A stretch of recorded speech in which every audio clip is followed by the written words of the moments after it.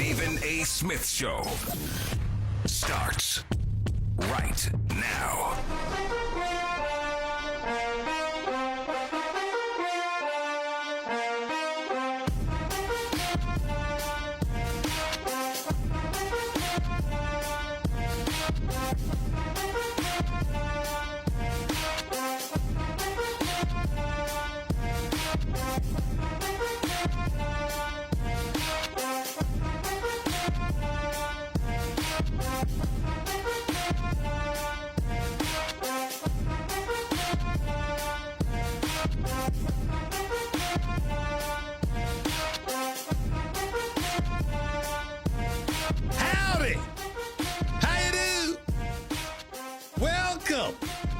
To the latest edition of the Stephen A. Smith Show. Coming at you like I love to do every day, every weekday, over the national airwaves of ESPN Radio and ESPN News. Howdy! By the way, the Stephen A. Smith Show is being brought to you by mycomputercareer.edu. Training for a better life. Now, obviously, in case you didn't know, you should know since you listen to me every day.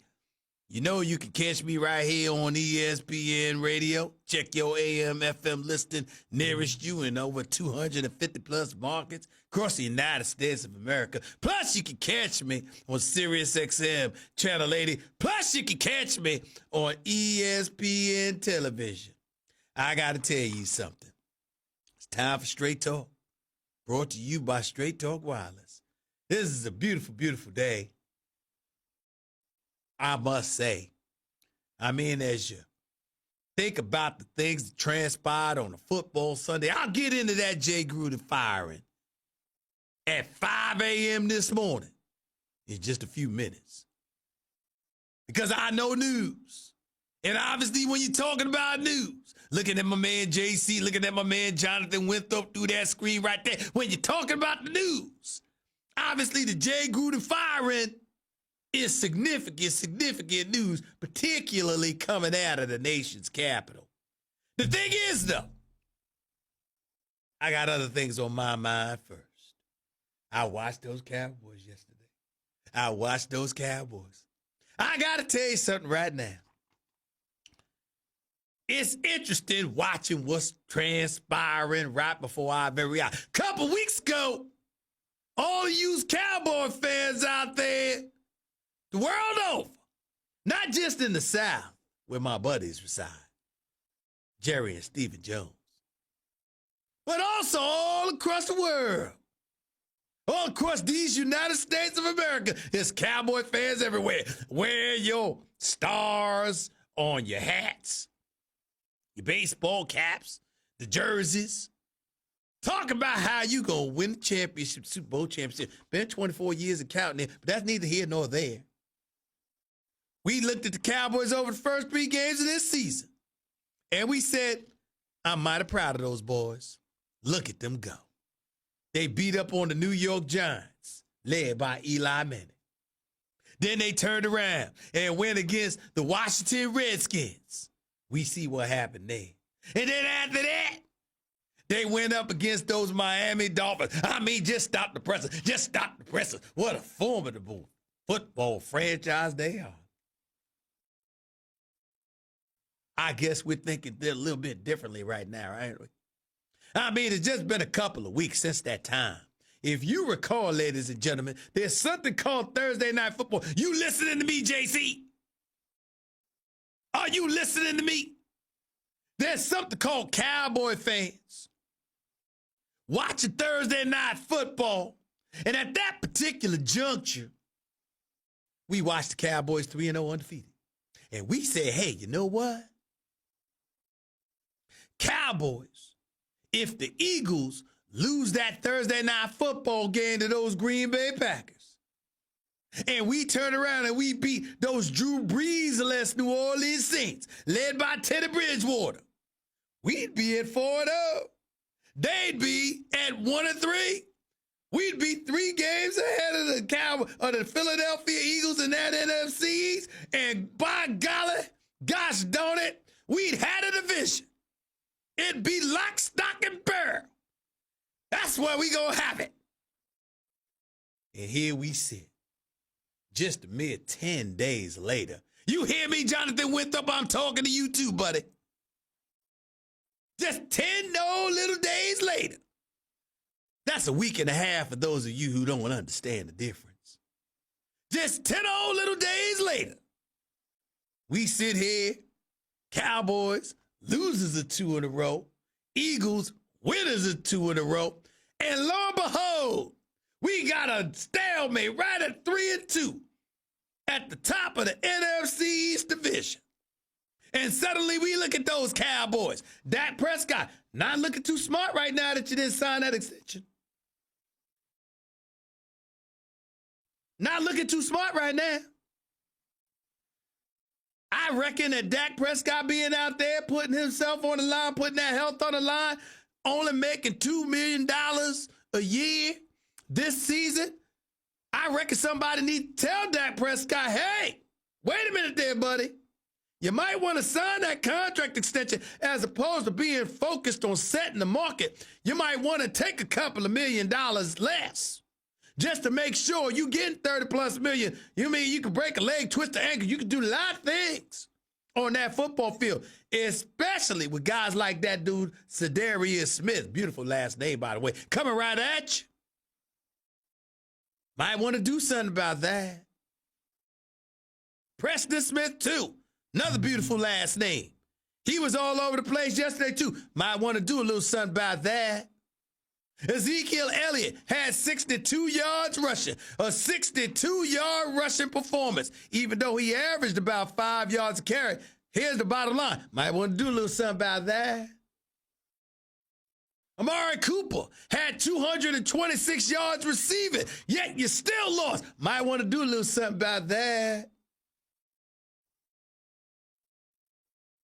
Dak Prescott, 3 interceptions. Might want to do a little something about that. Jason Garrett's your coach. Kellen Moore is your first-year offensive coordinator. Suddenly you be a little bit humble. Jason Garrett out there earning penalties for bad behavior in the fifth of mouth, cussing at officials like he's never been known to do. I'm wondering about those Cowboys right now. All you Cowboy fans everywhere, you all right? Are you okay? I only got one thing to say about this, other than the fact that Green Bay's defense looks for real, other than the fact that Aaron Rodgers is still that bad man even when he don't have to be, other than the fact that their running back, Aaron Jones, is something special when he wants to be evidently against those Cowboys. At the end of the day, what we can't ignore, what we must pay attention to, is that those Cowboys seem like some of you out there might have been a bit premature, wouldn't you say? I guess you'll finally get it together after all, recognizing the fact that indeed you haven't arrived. But I got some news for you. Old Stevie A here for you. You know why? Because Stevie A loves you. Not just the kids. He loves you too. He sure does. He sure does.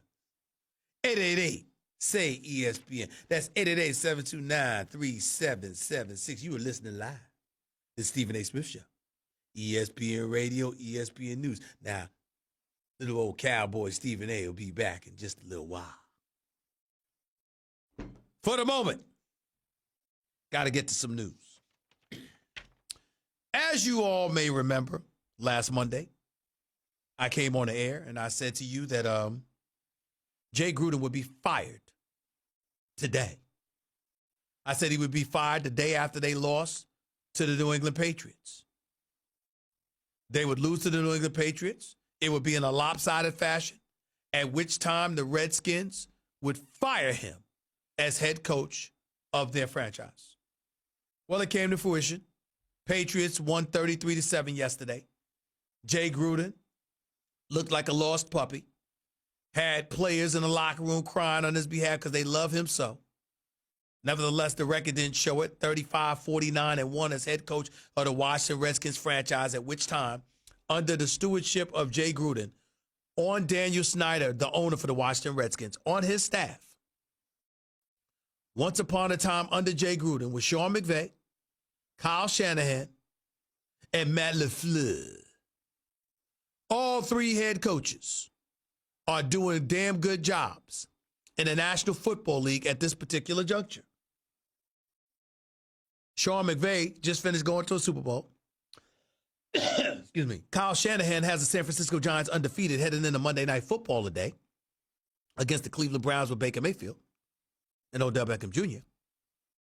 And Matt LaFleur, courtesy of the Packers beating the Cowboys yesterday, are 4-1 on the season, having beaten Chicago, having beaten Minnesota, having beaten the Dallas Cowboys in 3 of their first 5 games.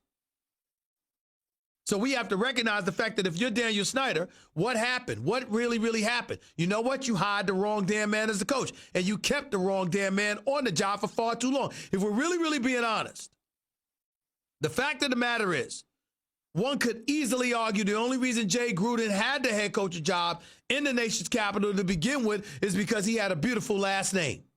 Because anytime you think of Gruden, you think about one man, and that would be John Gruden, who's a Super Bowl champion as a coach, who's now a $100 million man plus for the Oakland Raiders, who walked into London yesterday with the world telling him and everybody else that Khalil Mack was going to get the best of them because John Gruden unceremoniously booted him out of Oakland.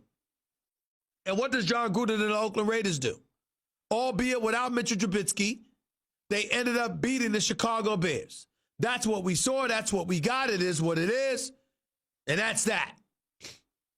John Gruden and the Oakland Raiders, one could argue, have proven that they're heading in a forward direction, that they're doing the kind of things that build a winning culture. And you got to give John Gruden some love for that.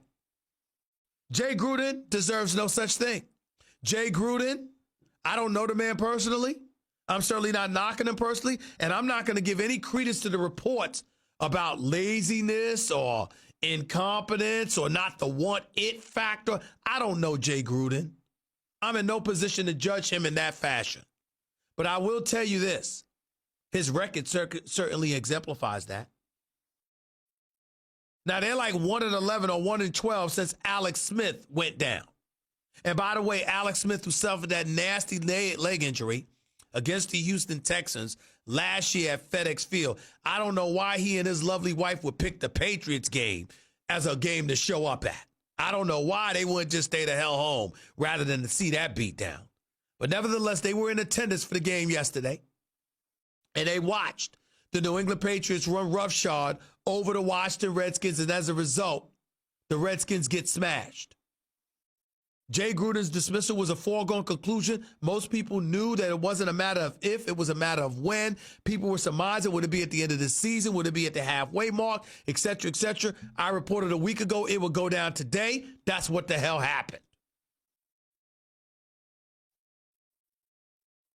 My point is, I feel sorry for the man from the standpoint that I don't wish firing on anybody. I want a person to continue to get paid and have the ability to feed their families. And I'm quite sure that's not going to be a problem for Jay Gruden.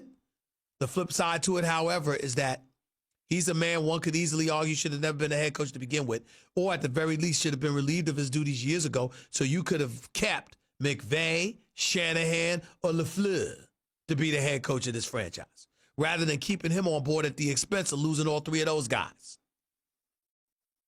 But Daniel Snyder elected not to do that, and as a result, he's been vilified. He's constantly vilified as not the greatest owner in the world, and we get all of that.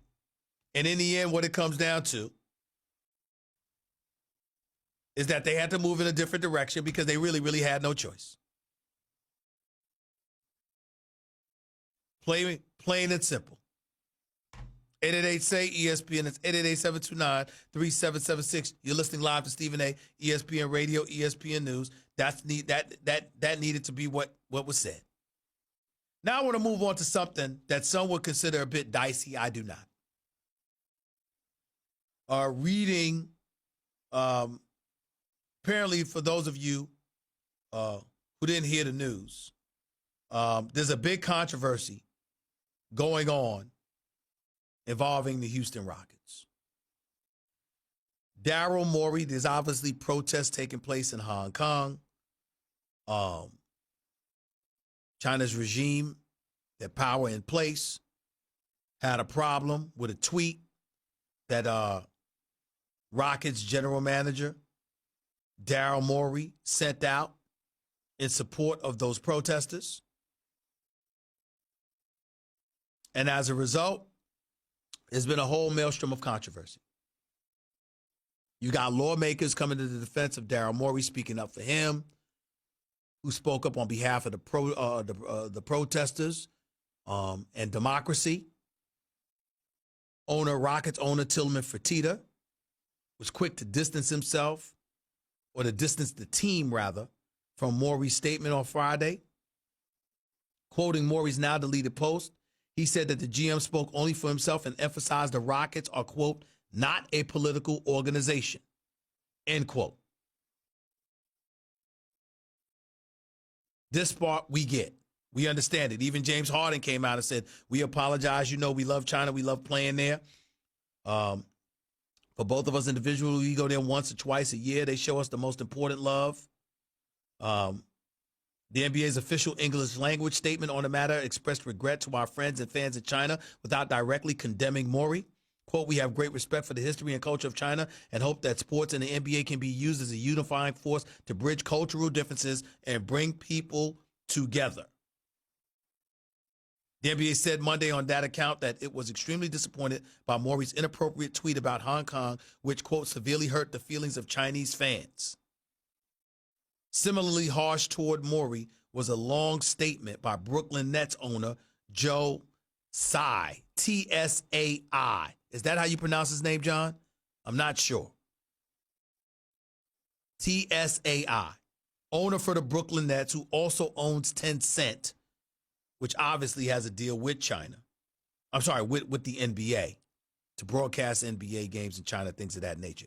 According to the Brooklyn owner's statement, he said, quote, supporting a separatist movement in a Chinese territory is one of those third rail issues, not only for the Chinese government, but also for all citizens in China. 1.4 billion Chinese citizens stand united when it comes to the territorial integrity of China and the country's sovereignty over her homeland. This issue is non-negotiable. Ladies and gentlemen, let me say this. I have nothing to say about China, Hong Kong, the protests that take place there, what have you. Do I have my feelings about it? Sure do. Absolutely. And living in the United States of America, you can imagine what they may be. Here's the reality. Just like Stephen A. works for ESPN, covering the NBA, both entities doing business in China and with China, also understanding that certain things that one may be ignorant to or whatever. Here's the point that I am qualified to say. Daryl Morey, a good man, an exceptional executive, and a conscientious human being. What were you thinking speaking up on this issue? That much I can say. Because you see, as your team is over there, and you take this kind of position, it's not just about your feelings. It's about the Houston Rockets. It's about the National Basketball Association. It's about a multitude of people that extends far beyond yourself, that you have compromised because you had this insatiable appetite to disseminate a tweet. You don't know better than that? You don't know better than that. See, folks want to sit up here and act like we all should have the license to say what we want to say, how we want to say it, to whomever we damn well please, because it's in the interest of righteousness. Ladies and gentlemen, things aren't that simple all the time. Your view of how things should be isn't always shared. And sometimes you take a unilateral or a monolithic approach to things, and they're neither unilateral or monolithic in any way. What am I saying here? I'm saying that Daryl Morey had an obligation to think about the Houston Rockets organization and about the National Basketball Association before himself, particularly when all that entailed you was an impulse.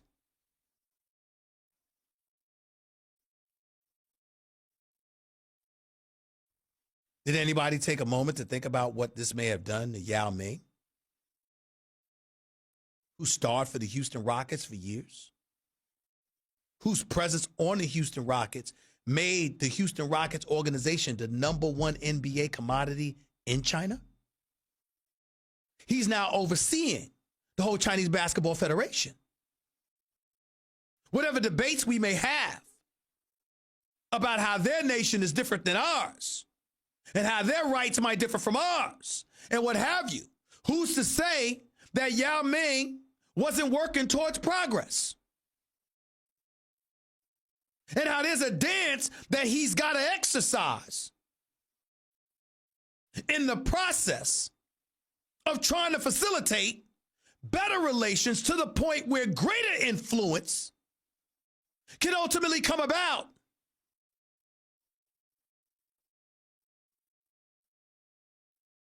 And how those words alone might have compromised him in his own nation because of his support of the Rockets organization and unquestionably Daryl Morey.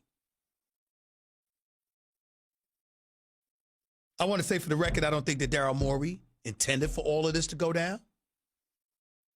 But I want this to be a lesson to everybody. You got trolls in social media, and you got ignorant-ass people out there talking their nonsense all the time, acting like you got a license to stick out your chest, do what you want to do, when you want to do it, how you want to do it, because it's right in their eyes, and damn it, that's all that's required. Well, it's not all that's required when you're representing somebody else, and you got your hand out taking money from somebody else. You don't get to just represent yourself. You represent them too. And I'm going to say this, and I don't know if anybody else is going to say this, but I'll be damned if I'm going to avoid saying this. There is no one who should understand that better than folks here at ESPN. That's right, I said it. Jimmy Pitaro succeeds John Skipper, comes over to ESPN, and one of the first things he said publicly that he was unapologetic about is, we're a sports network. We're not a political network. That's what he said. Excuse me. That's what he said. People tune into us to expect sports. It doesn't mean that we're devoid of any feeling, any passion, or anything intelligent to eloquent and articulate to the masses as it pertains to political views. It means that there's a level of understanding that we should have. That when it comes to the issue of politics, that's not what people tune into ESPN for. And we have an obligation to take that into consideration before we open our mouth and take the counter position that could potentially compromise Walt Disney, ESPN, or anything else. That's the real world. Doesn't matter what job you have. You have an obligation to adopt and embrace the interest of those you collect a paycheck from. Those same trolls, those same commentators, columnists and beyond out there that will encourage you to be real, straightforward, stick out your chest, go for it all. You don't see them talking about people that pay them.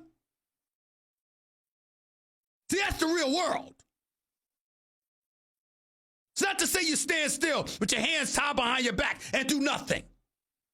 It's not to say that you be silent, inactive, non-active, and do nothing What it is to say is that you don't just think about yourself when you act. That's what boys and girls do. That's what children do. Grown-ups, adults, people who understand what it's like to build something, to have something, and to be responsible for people other than themselves, they get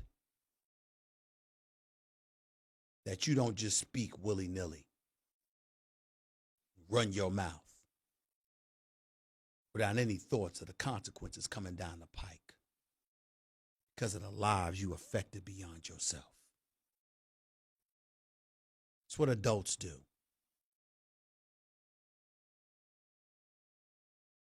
Daryl Morey is an adult. It's a good man and a quality executive.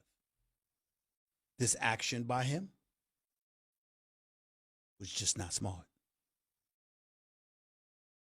People can stand up and defend what he said all they want to. That ain't the point. It wasn't his place. And Tillman Fertitta was absolutely 1,000% right in separating him and individualizing him from the rest of the Rockets organization because he had no business doing what he did. A 20-year relationship between the Rockets and China virtually down the tubes. Jobs lost. Millions of dollars compromised because you want to tweet a sentence. Come on now. It's time to grow up, people. 888-SAY-ESPN. That's 888-729-3776. Boogie McFarland will be on in hour number 2. We'll get to your calls and more in a minute. Lots more to talk about with Dallas, Redskins, and beyond. So stick around and touch that dial. You're listening live to the Stephen A. Smith Show, ESPN Radio, ESPN News. By the way,